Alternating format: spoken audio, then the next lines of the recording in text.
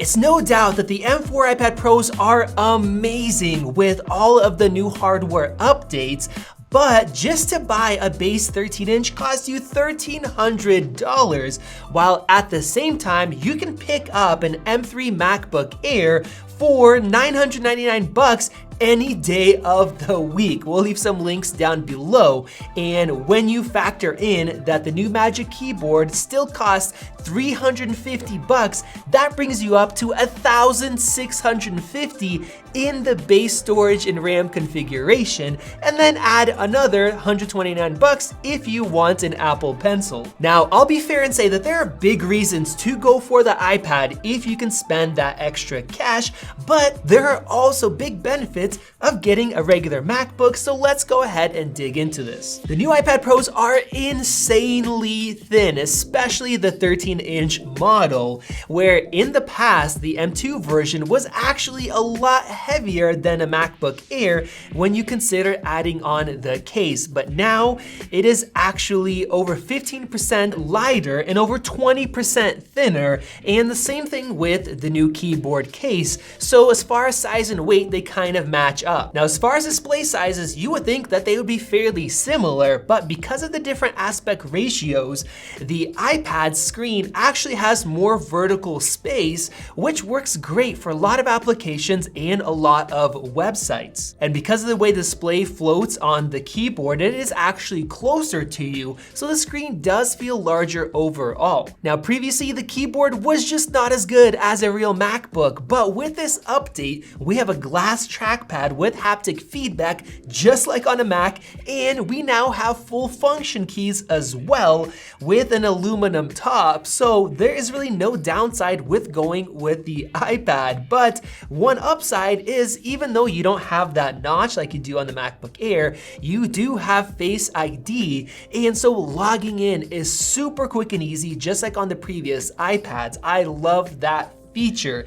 And Apple fixed the biggest issue with the previous iPads, where the screen, when you have it on the keyboard, is off to the side, making it look really ugly compared to an actual MacBook. That is now fixed. So it makes the new iPad much closer to an actual computer replacement. Now, you would think that speakers would be not as good as a real Mac, but take a listen to this test with quad speakers on an iPad Pro compared to a MacBook Air.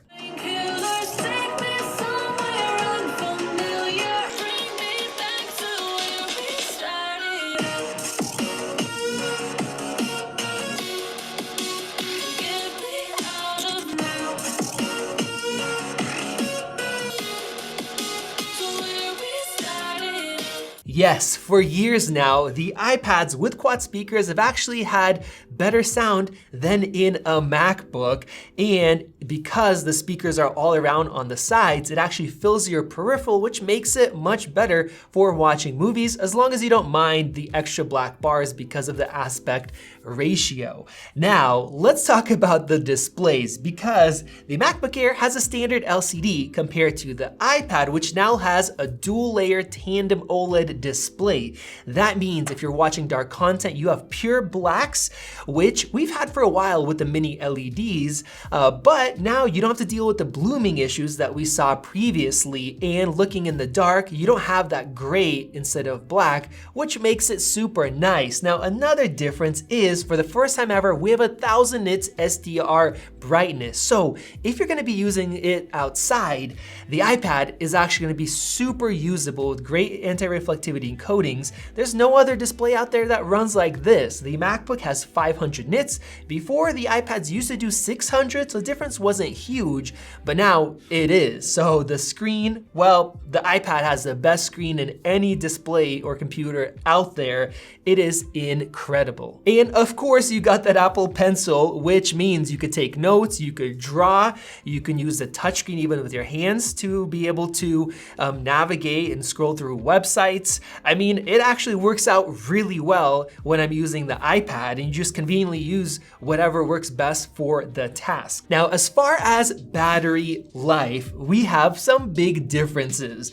Before, the MacBook smoked it, and it also smoked it in terms of charging more than twice as fast overall because it can hit 50% in 30 minutes. Whereas the iPad, it only accepted about 32, 33 watts in our test. But if you use the keyboard case with the USB-C connector, it only did about 20. So charging was so slow. But thankfully, even though Apple didn't announce it, you can actually pass through 60 watts through the keyboard case to get it to charge a lot faster than before. But in terms of actual battery life, because it is so thin, the 13-inch model actually gets an even smaller battery than it did before. And so the battery life is nowhere near as good. Now, thankfully, we have that M4 chip now, which has 6 efficiency cores. It's 3 nanometer. It's a new design for the chips themselves. So if you're doing very easy tasks and you're not setting the screen to its maximum brightness, you should be fairly good. But the MacBook with M3 is still so killer in terms of battery life. It lasts forever. But one standout feature with the iPad is the fact that it has the rear camera and the LiDAR as well. So if you're gonna scan documents, take pictures and videos, you could do that and then you can edit them on the iPad right away. Whereas the Mac, it just has that camera for a webcam. So the iPad is such a versatile device. Plus, you don't have to use it with the keyboard, which is my favorite. You can literally take it off, you can play games on it, you can use it handheld, and it's so thin and lightweight, which the Mac, the form factor stays the same all the time. It's one of the things I really like about the iPad.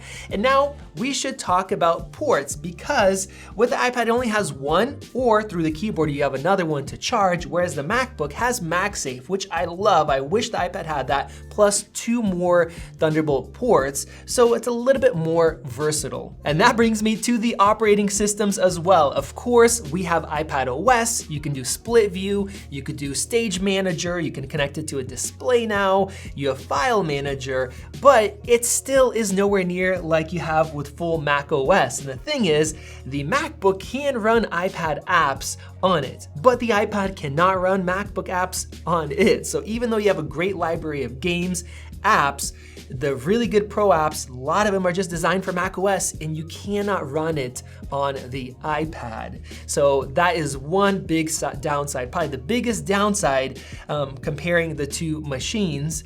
If you don't care about the touchscreen and you want to make sure you can run a lot of different programs and not be limited, the MacBook really excels in this area. And now I want to talk about the chips. We have the M3 chip, which is a great, fantastic chip, but the M4 launched in these iPads, and the performance numbers are incredible. The single core score beats out everything, even high-end water-cooled Windows computers with Intel chips that draw 300 or more watts. And multi-core is incredible as well. It beats out all of the previous higher-end Apple Silicon chips. It's just such great performance. But one issue with it is that the software limits what you can do. I would say that the M3 or even M2 chip is more than enough for the software that actually runs on it. Now, of course, it is future-proof, but it's sad that Apple still limits this to iPad OS without giving us full ability to run Mac apps, which it should technically be able to do based on the hardware. And with that, as far as pricing on a MacBook, if you want to update to 16 gigs of RAM, or if you want to get extra storage, you could do that. Where on the iPad, you actually have to go to 1 terabyte, and that brings you up to 16 gigs as well. And the price tag is absolutely insane. Now, yes, some people will say we're comparing to a MacBook Air, and you have the M3 14-inch, which has mini LED. It's a better screen, still not as good, but you can pick up one of those for $1,400 on sale, still so much cheaper than the iPad. And honestly, if Apple would allow the iPad to run macOS apps or have a full desktop setup like you have for Android tablets, I think the price tag would be well worth it, because overall, I would say it is a better device. But because of limitations, people still need to use Macs. And I think that brings us to the grand kind of decision of this video. Do you need to use Mac apps, or are you fine with just iPad apps? If you want the best device, the iPad is it, as long as you're okay with being limited to iPadOS and those apps and some other things with the system. For example, SSDs transfer slower, sometimes they can get corrupted.